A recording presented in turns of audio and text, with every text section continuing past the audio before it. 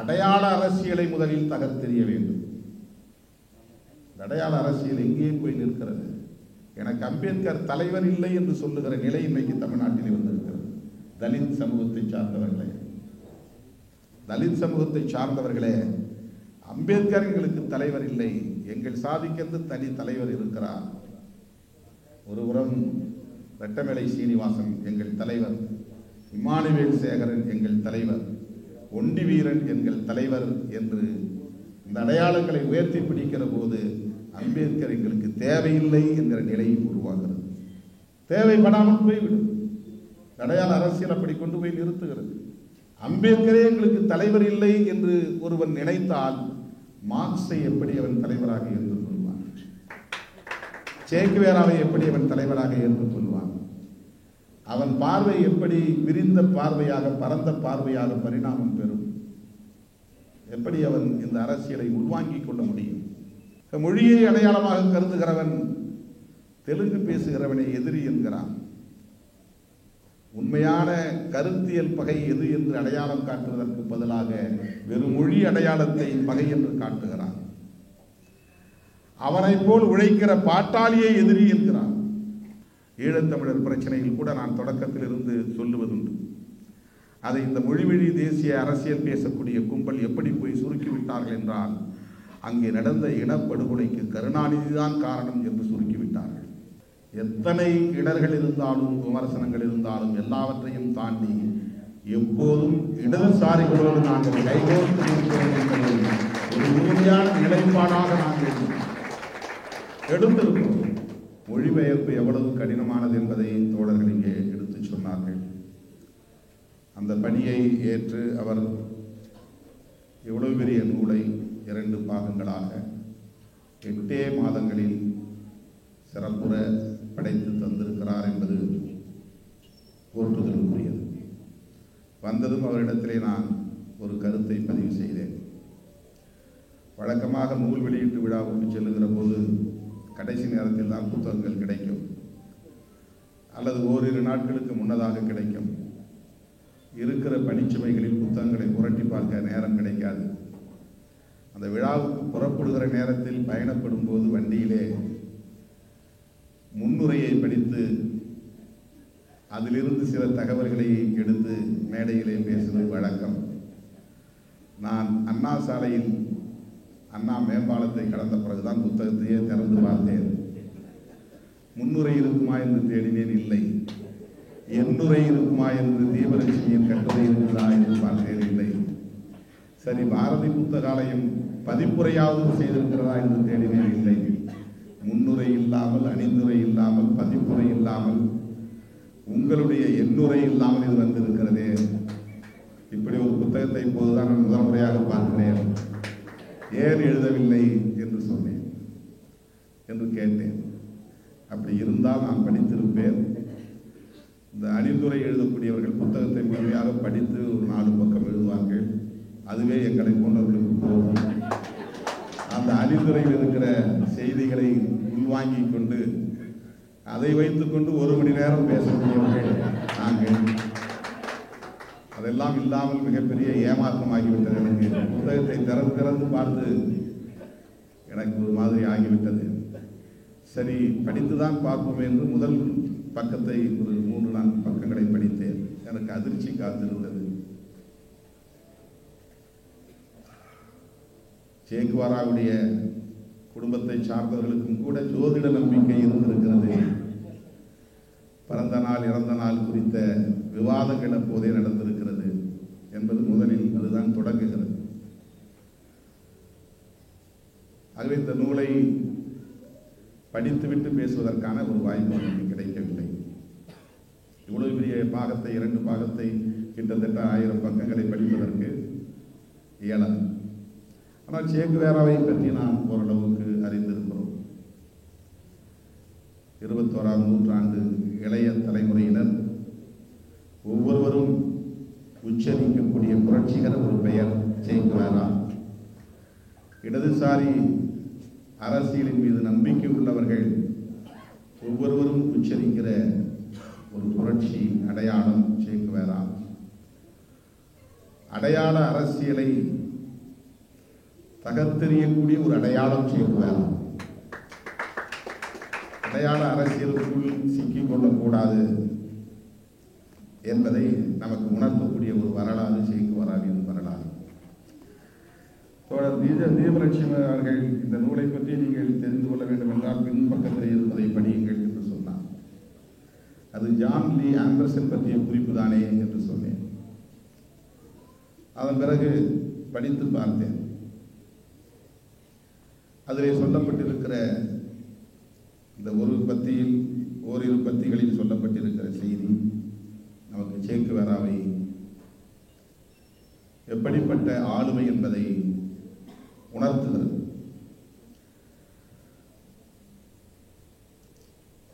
அவர் ஏன் உலகத்தால் இன்றைக்கு கொண்டாடப்படுகிறார் என்பதை நாம் அறிவோம். என் ஊர் என் குடும்பம் என்று பெரும்பாலான மனிதர்கள் அந்த வளையத்திற்குள்ளேயே தங்களை சுருக்கிக் கொள்கிற வாழ்க்கையை கொண்டிருக்கிறோம். நமக்கு அதிகபட்சம் என் குடும்பம், அதை தாண்டினால் என் ஊர். சிலர் இன்னும் கொஞ்சம் பரந்த உள்ளம் கொண்டவர்கள் எங்கள் மாவட்டம் என்பார்கள். இன்னும் சிலர் பரந்த உள்ளம் கொண்டவர்கள் எங்கள் சாதி என்பார்கள். இன்னும் சிலர் பரந்த உள்ளம் கொண்டவர்கள் எங்கள் மதம் என்பார்கள். சிலர் எங்கள் மாநிலம் எங்கள் மொழி என்பார்கள். சிலர் எங்கள் நாடு எங்கள் தேசம் என்பார்கள். இதுதான் இந்த அளவுக்குத்தான் நம்முடைய பரந்த பார்வை. ஆனால் சேக்குவேராவின் பார்வை பன்னாட்டு பார்வை, எல்லைகள் கூடாது என்கிற பார்வை, அதைவிட முக்கியமாக தேசியவாதம் குறித்த பார்வை என்பதுதான் முக்கியமானது. அதிலே இந்த பத்தியில் சொல்லப்பட்டிருக்கிற ஒன்றை படித்தபோது நான் அந்த இடத்திலேயே சற்று நின்று மீண்டும் படித்தேன். சேக்குவேரா கண்ட கனவு மகத்தானது.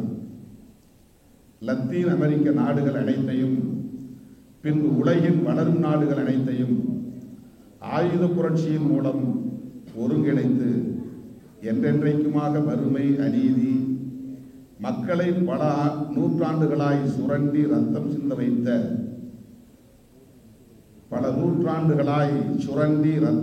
வைத்த அற்ப தேசியவாதங்கள் ஆகியவற்றை ஒழித்து கட்டுவதே அந்த கனவு. சேவின் கனவு அற்ப தேசியவாதங்களை ஒழித்து கட்டுவதே. அந்த அற்ப தேசியவாதங்கள் என்னவாக இருக்கின்றன? மக்களை பல நூற்றாண்டுகளாய் சுரண்டி, ஒரு நூற்றாண்டு 2 நூற்றாண்டு அல்ல, பல நூற்றாண்டுகளாய் சுரண்டி ரத்தம் சிந்த வைத்த அற்ப தேசியவாதங்கள் ஆகியவற்றை ஒழித்து கட்டுவதே அந்த கனவு. அதுக்கு முன்னால சில வரிகள் இருக்கின்றன, அதை விட முக்கியமானவை. தேசியவாதங்களை, அற்ப தேசியவாதங்கள்,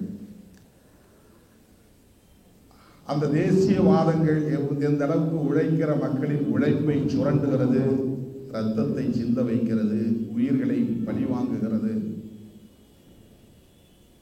அத்தகைய தேசியவாதங்களை ஒழித்து கட்டுவதுதான் சேக்குவேராவின் கனவு. இன்றைக்கு இந்தியாவில் தேசியவாதம் எவ்வாறு பேசப்படுகிறது என்பது நமக்கு தெரியும்.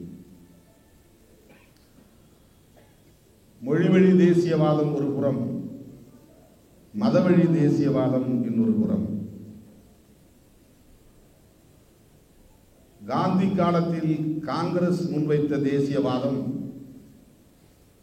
நாட்டின தேசியவாதம். என் நாடு இந்தியா, நாங்கள் இந்தியர்கள் என்கிற தேசியவாதம். மொழியை கடந்து, மதங்களை கடந்து, சாதியை கடந்து இந்தியர்களாய் ஒருங்கிணைவோம் என்று சொல்லுகிற ஒரு தேசியவாதமாக இருந்தது. ஆனால் இன்றைக்கு அது ஒருபுறம் மொழிவழி தேசியவாதங்களாக பரிணமித்து, என் மொழி, என் இனம், இனம் சார்ந்த என் தேசம் என்கிற தேசியவாதம். இந்த நாட்டில் பெரும்பான்மை மதம்தான் இந்த நாட்டுக்கான மதமாக, அரச மதமாக இருக்க வேண்டும். அந்த மதத்தின் அடிப்படையில் தான் இங்கே தேசியம் கட்டமைக்கப்பட வேண்டும் என்கிற தேசியவாதம். ஷேவின் கனவு இவ்வாறான எல்லா தேசியவாதங்களையும் ஒழித்து கட்டுவதாக இருக்கிறது என்பதை நாம் புரிந்து கொள்ள வேண்டும். அவரை வெறும் ஹீரோவாக நாம் பார்ப்பது, ஒரு புரட்சியாளர் என்கிற வகையிலே பெருமிதம் கொள்வது, அவரை பற்றி பேசுவதே நமக்கு பெருமை என்று கருதுவது என்கிற எல்லைகளை கடந்து அவர் எப்படி இந்த கோட்பாட்டு புரிதலுக்கு வந்தார், அவர் வாழ்ந்த காலத்தில், அவர் களமாடிய அந்த சமகாலத்தில் அவர் எப்படி பிறரிடமிருந்து மாறுபட்டவராக, மாறுபட்ட சிந்தனை உடையவராக தன்னை பரிணமித்துக் கொண்டார் என்கிற அந்த கோணத்தில் அவரை நாம் பார்க்க வேண்டியிருக்கிறது. மார்க்சியம் அவருக்கு அடிப்படையாக இருந்தது, ஒரு கோட்பாட்டு புரிதலை தந்தது, தேச எல்லைகளை கடந்து சிந்திக்கிற பன்னாட்டு பார்வையை கொடுத்தது என்பதை நாம் அறிகிறோம். இந்த பன்னாட்டு பார்வை ஒரு சர்வதேசிய பார்வை, அதுவும் இன்றைக்கு உலகம் ஒட்டுமொத்தமாக ஒரு கிராமத்தை போல் சுருங்கி இருக்கிற நிலையில் ஒவ்வொரு தேசத்தின் அரசியலிலும் பன்னாட்டு அரசியல் உள்ளடக்கமாக இருக்கிறது என்கிற அந்த புரிதலில் இருந்து நாம் இவற்றை எல்லாம் அணுக வேண்டியிருக்கிறது. இந்த குறைபாடுகள் தான் நமக்கிடையிலே ஒரு ஒருங்கிணைவுக்கு முட்டுக்கட்டையாக இருக்கிறது. வலதுசாரி அரசியல் இன்றைக்கு வலுப்பெறக்கூடிய ஒரு சூழல் உருவாகி இருக்கிறது. எத்தனை கட்சிகளும் இருக்கலாம், ஒவ்வொரு கட்சியும் ஒவ்வொரு கொள்கையை கொண்டிருக்கலாம், கோட்பாட்டை பேசலாம், தேசியவாதங்களை பேசலாம். ஆனால் உலகம் முழுவதும் இரண்டு பார்வைதான், ஒன்று வலதுசாரி பார்வை, இன்னொன்று இடதுசாரி பார்வை. நாம் எந்த பக்கம் இடதுசாரி அரசியல் என்கிற அந்த பக்கத்தில் நாம் நிற்கிறோமா, அல்லது வலதுசாரி அரசியலை நாம் உள்வாங்கி இருக்கிறோமா என்பதை ஆய்வுக்கு உட்படுத்த வேண்டிய பொறுப்பு இன்றைய இளைய தலைமுறையினருக்கு இருக்கிறது. இதை மக்களிடத்திலே, இளைய தலைமுறையினரிடத்திலே நாம் கொண்டு செல்ல கடமைப்பட்டவர்களாக இருக்கிறோம். களப்பணிகளின் ஊடாகவும் இவற்றை நாம் கற்றுக்கொள்ள கடமைப்பட்டிருக்கிறோம். ஆனால் இன்றைக்கு களப்பணிகளை விட சமூக ஊடகங்களின் வாயிலாக அரசியல் செய்வதே போதுமானது, ஆட்சியை கூட கைப்பற்றிவிட முடியும் என்கிற ஒரு சூழல் உருவாகி இருக்கிறது. ஆக வலதுசாரி அரசியல் என்றால் என்ன, இடதுசாரி அரசியல் என்றால் என்ன? கம்யூனிஸ்ட் கட்சிகள் மட்டுமே இடதுசாரி பார்வை கொண்ட அமைப்புகள், பிற அமைப்புகள் அத்தகைய பார்வையை கொண்டிருக்கின்றனவா? அவ்வாறு இல்லை என்றால் அவற்றை எப்படி நாம் வளர்த்தெடுப்பது? இது கம்யூனிஸ்ட் கட்சிகளுக்கு இருக்கிற பொறுப்பு. நான் சில தோழர்களிடத்திலே சொல்லுவேன், தலித்துகளையும் பழங்குடிகளையும் அவர்களை தலித்துகளாக பழங்குடிகளாக பார்க்காமல் உழைக்கும் பாட்டாளி வர்க்கமாக அணுகி அவர்களை அரசியல்படுத்தி இடதுசாரி திசை வழியிலே வழிநடத்த வேண்டிய பொறுப்பு இடதுசாரி இயக்கங்களுக்கு இருக்கிறது. அவர்கள் காங்கிரஸோடு உறவாடுகிறார்கள் அல்லது பாரதிய ஜனதாவோடு ஐக்கியமாகிறார்கள் என்றால் அதற்கு பாரதிய ஜனதாவோ காங்கிரஸோ பொறுப்பல்ல, இடதுசாரிகள் தான் பொறுப்பேற்க வேண்டும். அவர்களை சாதியவாதிகளாக விலக்கி வைத்துவிட்டு அவர்களை அடையாள அரசியலுக்கு ஆட்பட்டு கிடக்கிறார்கள் என்று ஒதுக்கி வைத்துவிட்டு அவர்களோடு உறவாடுவதையே தவிர்த்துவிட்டு இடதுசாரிகள் பயணிக்கக்கூடாது. அந்த பாட்டாளி வர்க்கத்தை அரசியல்படுத்த வேண்டிய பொறுப்பு இடதுசாரிகளுக்கு இருக்கிறது, இடதுசாரி இயக்கங்களுக்கு இருக்கிறது.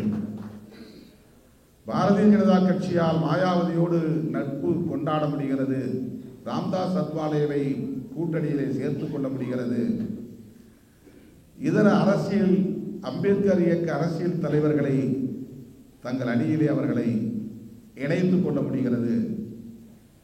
ஏன் இடதுசாரி இயக்கங்களோடு அவர்களை நாம் இணைக்க தவறிவிட்டோம்? அப்படி ஏன் இடதுசாரி இயக்கங்களோடு இந்த இயக்கங்கள் கடந்த காலங்களில் இணையாமல் போயின? அவர்களும் பாட்டாளி வர்க்கம் தானே, அவர்களும் உழைக்கும் எளிய சமூகம் தானே, அவர்கள் தன்னியல்பாகவே இடதுசாரி இயக்கங்களோடு தானே இணைந்திருக்க வேண்டும். மக்கள் இணைந்திருந்தாலும் இயக்கங்களாய் இருப்பவர்கள் அந்த மக்களிடையே ஒரு தாக்கத்தை ஏற்படுத்தக்கூடியவர்களாக இருக்கிறார்கள். அந்த மக்களை பிளவுபடுத்தக்கூடிய, இடதுசாரி இயக்கங்களோடு சேரவிடாமல் தனிமைப்படுத்தக்கூடிய தாக்கத்தை அந்த இயக்கங்கள் ஏற்படுத்துகின்றன.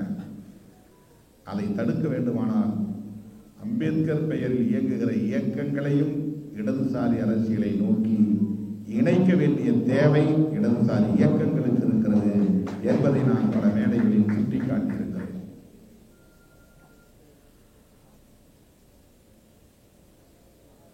அதை நான் ஒரு குற்றமாகவோ குறையாகவோ சொல்லவில்லை, அந்த தேவை இருப்பதை சுட்டிக்காட்டுகிறேன்.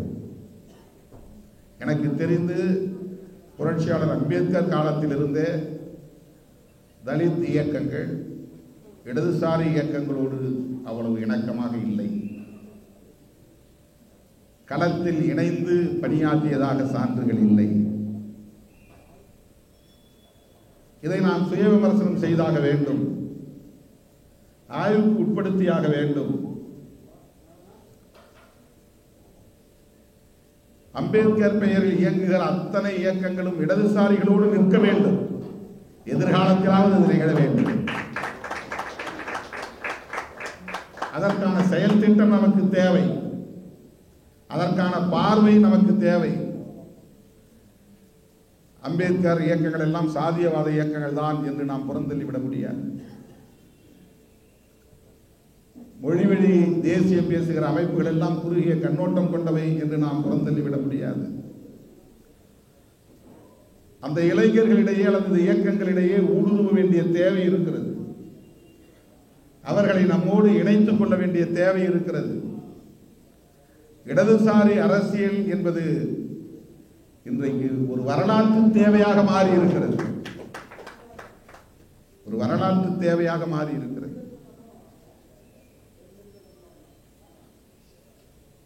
மிக வேகமாக இதை இளம் தலைமுறையிடம் நாம் கொண்டு போய் சேர்க்க வேண்டியிருக்கிறது.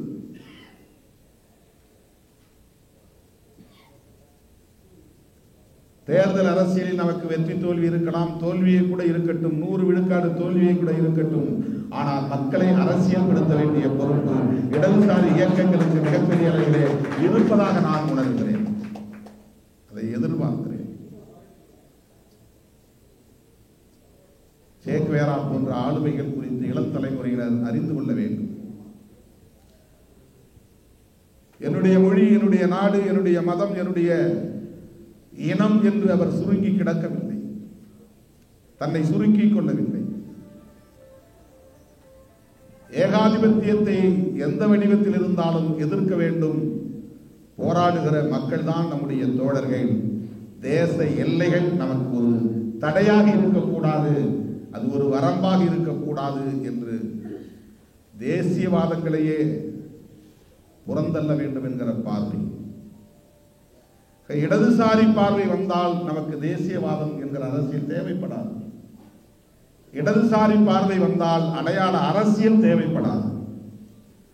சாதி அடையாளமோ, மத அடையாளமோ, மொழி அடையாளமோ, அந்த அடையாள அரசியல் தேவைப்படாது. இடதுசாரி அரசியல் அவற்றையெல்லாம் தகர்த்து எறிந்துவிடும். ஆகவே இன்றைய பற்றாக்குறை என்பது இடதுசாரி அரசியல் பார்வைதான் இந்த தேசத்தின் பற்றாக்குறையாக இருக்கிறது என்று நான் பார்க்கிறேன். அதை வலிமைப்படுத்துவதிலே நாம் கூடுதல் அக்கறை செலுத்தினால் மட்டும்தான் வலதுசாரி அரசியலை வீழ்த்த முடியும். எல்லோரும் விரும்பி வலதுசாரி அரசியலை உயர்த்தி பிடிக்கவில்லை. அம்பேத்கர் இயக்கங்களை சார்ந்தவர்களோடு பேசுகிற போது தெரிகிறது வேற என்ன வழி என்றுதான் கேட்கிறார்கள். ஒரு காலத்தில் காங்கிரஸை நம்பினார்கள், இன்றைக்கு பாரதிய ஜனதாவோடு இருக்கிறார்கள். அவர்கள் ஆட்சி அதிகார பீடத்தில் இருக்கிறார்கள் என்பதற்காக அவர்களோடு ஒட்டி கொண்டிருக்கிறார்கள் என்று நாம் மதிப்பீடு செய்துவிடக் கூடாது. அவர்கள் இவர்களை அணுகுகிறார்கள், அதனால் அவர்களோடு இணைந்திருக்கிறார்கள் என்கிற ஒரு பார்வையும் தேவைப்படுகிறது. ஏதோ ஒரு தேவையின் அடிப்படையிலாவது அவர்கள் அணுகுகிறார்கள், வாக்கு வங்கி அடிப்படையிலாவது அணுகுகிறார்கள். நமக்கு வாக்கு வங்கி என்பதை கூட பொருட்படுத்த வேண்டாம், அரசியல்படுத்தப்பட வேண்டிய தேவை இருக்கிறது. இந்த நாட்டையும் மண்ணையும் மக்களையும் காப்பாற்றுவதற்கு இங்கே அடையாள அரசியலை முதலில் தகர்த்தெறிய வேண்டும். அடையாள அரசியல் எங்கே போய் நிற்கிறது? எனக்கு அம்பேத்கர் தலைவர் இல்லை என்று சொல்லுகிற நிலை இன்றைக்கு தமிழ்நாட்டில் இருந்திருக்கிறது. தலித் சமூகத்தை சார்ந்தவர்களே, அம்பேத்கர் எங்களுக்கு தலைவர் இல்லை, எங்கள் சாதிக்கிறது தனி தலைவர் இருக்கிறார். ஒருபுறம் ரெட்டமலை சீனிவாசன் எங்கள் தலைவர், இமானுவேல் சேகரன் எங்கள் தலைவர், ஒண்டி வீரன் எங்கள் தலைவர் என்று இந்த அடையாளங்களை உயர்த்தி பிடிக்கிற போது அம்பேத்கர் எங்களுக்கு தேவையில்லை என்கிற நிலை உருவாகிறது. தேவைப்படாமல் போய்விடும். அடையாள அரசியல் அப்படி கொண்டு போய் நிறுத்துகிறது, அப்படி ஒரு பாதிப்பை ஏற்படுத்துகிறது. அம்பேத்கரே எங்களுக்கு தலைவர் இல்லை என்று ஒருவன் நினைத்தால் மார்க்ஸை எப்படி அவன் தலைவராக ஏற்றுக்கொள்வான்? சேக்குவேராவை எப்படி அவன் தலைவராக ஏற்றுக்கொள்வான்? அவன் பார்வை எப்படி விரிந்த பார்வையாக, பரந்த பார்வையாக பரிணாமம் பெறும்? எப்படி அவன் இந்த அரசியலை உள்வாங்கிக் கொள்ள முடியும்? மொழியை அடையாளமாக கருதுகிறவன் தெலுங்கு பேசுகிறவனை எதிரி என்கிறான். உண்மையான கருத்தியல் பகை எது என்று அடையாளம் காட்டுவதற்கு பதிலாக வெறும் மொழி அடையாளத்தை பகை என்று காட்டுகிறான். அவனை போல் உழைக்கிற பாட்டாளியை எதிரி என்கிறான். வட இந்தியக்காரன் இங்கே ஏன் வருகிறான்? அவனை விரட்டி அடியுங்கள் என்று தொழிலாளர்களே விரட்டி அடிக்கக்கூடிய நிலைக்கு அது கொண்டு போய் தள்ளுகிறது. மொழி அடையாளம் எத்தகைய பாதிப்பை ஏற்படுத்துகிறது? அவனிடத்தில் ஒரு இடதுசாரி பார்வை இருந்தால் அந்த தாக்கம் இருக்குமா என்கிற கேள்வி நமக்கு எழுகிறது. சேக்குவேரா அடையாள அரசியலை தகர்க்கிற ஒரு அடையாளம், ஒரு ஆளுமை. அதை இளம் தலைமுறையினரிடத்தை நாம் எடுத்துச் செல்ல கடமைப்பட்டவர்களாக இருக்கிறோம். அந்த பக்கத்திலே இந்நூல் பறந்து விரிந்த பன்னாட்டு பார்வையை கொண்டிருக்கிறது என்று முடிகிறது. ஈழத்தமிழர் பிரச்சனையில் கூட நான் தொடக்கத்தில் இருந்து சொல்லுவதுண்டு. அதை இந்த மொழிவழி தேசிய அரசியல் பேசக்கூடிய கும்பல் எப்படி போய் சுருக்கிவிட்டார்கள் என்றால், அங்கே நடந்த இனப்படுகொலைக்கு கருணாநிதி தான் காரணம் என்று சுருக்கிவிட்டார்கள். திமுக தலைவர் மீது குற்றம் சாட்டுகிறார்கள் என்பதற்காக இதை நாம் சொல்லவில்லை.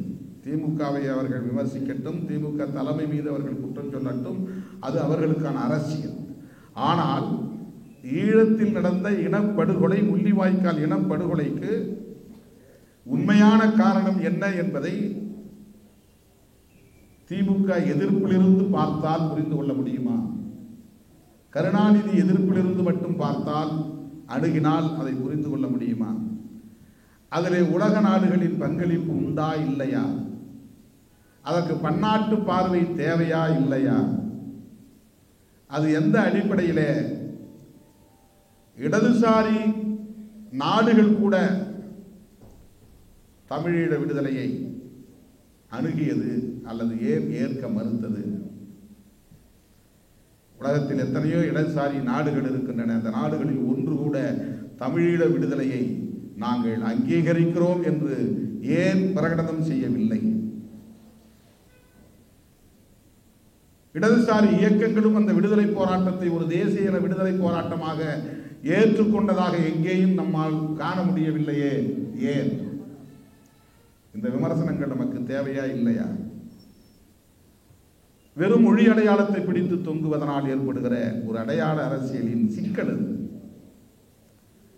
ஆகவே அங்கேயும் நமக்கு ஒரு இடதுசாரி பார்வை தேவைப்படுகிறது, பன்னாட்டு பார்வை தேவைப்படுகிறது. அதை அணுகுவதிலே ஒரு பன்னாட்டு பார்வை கொண்ட அணுகுமுறை தேவைப்படுகிறது. இல்லை என்றால் பிரச்சனைகளை நம்மால் புரிந்து கொள்ள முடியாது. இன்றைக்கு பாரதிய ஜனதா, RSS போன்றவர்கள் வலிமை பெற்று வர்ணாசிரம தர்ம முறையிலான சமூக கட்டமைப்பை பாதுகாக்க வேண்டும் என்பதில், மதவழி தேசியத்தை கட்டமைக்க வேண்டும் என்பதில், அரசமைப்பு சட்டத்தையே நீர்த்து போக செய்ய வேண்டும் என்பதில் இன்றைக்கு குறியாக செயல்பட்டுக் கொண்டிருக்கிறார்கள். அவர்களை எதிர்ப்பதிலே இடதுசாரிகள் மிக தெளிவாகவும் உறுதியாகவும் இருக்கிறார்கள். ஆனால் தேர்தல் களத்தில் எண்ணிக்கை பலம் குன்றியவர்களாக இருக்கிறார்கள்.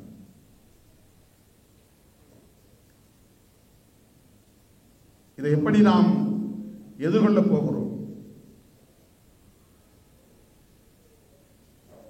நாடாளுமன்றத்திலே இன்றைக்கு பாரதிய ஜனதாவை வெறும் தேர்தல் அரசியல் அடிப்படையிலே எதிர்க்கிறவர்கள் என்ற ஒரு வகை இருக்கிறது, கருத்தியல் அடிப்படையில் எதிர்ப்பவர்கள் என்ற ஒரு வகை இருக்கிறது. எலக்டோரல் மோட்டிவ் என்பது வேறு, எலக்டோரல் கான்ட்ராடிக்ஷன் என்பது வேறு. Ideological motive and ideological contradiction என்பது வேறு. இன்றைக்கு பாரதிய ஜனதாவையும் சங் பரிவார்களையும் கொள்கை சார்ந்து, கருத்தியல் சார்ந்து மூர்க்கமாக எதிர்ப்பவர்கள் இடதுசாரிகள். அதிலே ஒரு விழுக்காடு கூட சந்தேகம் இல்லை.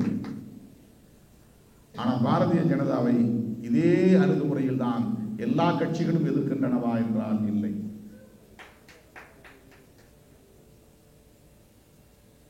ஐடியாலஜிக்கல் கான்ட்ராடிக்ஷன் என்பதுதான் மிக முக்கியமானது. வலதுசாரி கருத்தியல் என்பதுதான் இங்கே ஆபத்தானது. அவர்கள் முன்மொழியக்கூடிய அந்த கருத்தியலை புரிந்து கொள்வதற்கு, அதன் ஆபத்தை புரிந்து கொள்வதற்கு இடதுசாரி பார்வை தேவையானது. இல்லை என்றால் அதை எளிதில் புரிந்து கொள்ள முடியாது.